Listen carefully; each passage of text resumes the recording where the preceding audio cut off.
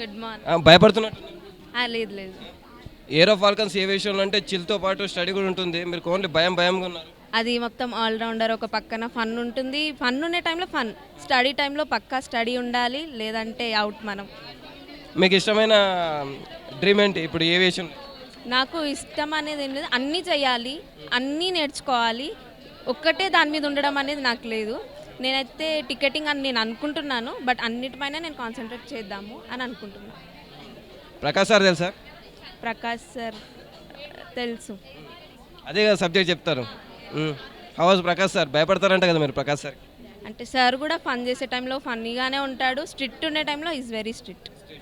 Study విషయంలోకి వచ్చేసి అందరూ స్ట్రిక్టే, ఫన్ చేసే టైంలో అందరూ ఫన్ చేస్తారు, మాలాగానే ఆడుకుంటారు, అంటే ఉంటారు బాగానే, అంతే. ఫస్ట్ ఫ్లైట్ ఎట్లుంది? Good, excellent.